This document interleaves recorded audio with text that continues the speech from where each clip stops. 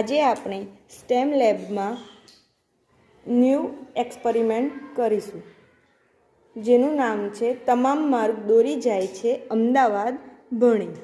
શું નામ છે? તમામ માર્ગ દોરી જાય છે અમદાવાદ ભણી. આ શું છે? એક લંબગોળ. આ શું છે? લંબગોળ. લંબગોળમાં શું છે? બે કેન્દ્ર બિંદુ છે. કેન્દ્ર બિંદુ નંબર 1 અને કેન્દ્ર બિંદુ નંબર 2.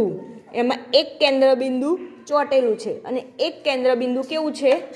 છૂટું છે. હવે જે કેન્દ્ર બિંદુ છૂટું છે એમાં એક ઉકરીને નિશાની કરેલા કેન્દ્ર ઉપર મૂકો. એટલે કે આ નિશાની કરેલી છે એ કેન્દ્ર ઉપર મૂકવાની. હવે એક કુકરીને લંબગોળની ધાર તરફ ધકેલો. ચલો, કુકરીને ધાર તરફ મારો, ફરી મારો બીજી ધાર લઈ, હજુ એકવાર કરો, હજુ એકવાર કરો.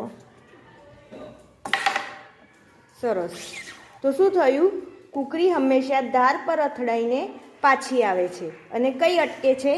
બીજા કેન્દ્રને. શું થાય છે? કુકરી ધાર ઉપર અથડાય છે અને બીજા કેન્દ્રએ અટકે છે. અટકે છે ને? તો આ લંબગોળનો શું છે? મૂળભૂત ગુણધર્મ. શું છે આ લંબગોળનો મૂળભૂત ગુણધર્મ?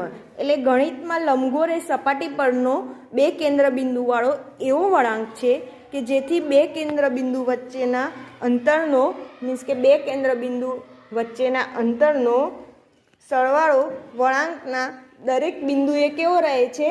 અચળ. વળાંકના દરેક બિંદુએ કેવો રહે છે? અચળ.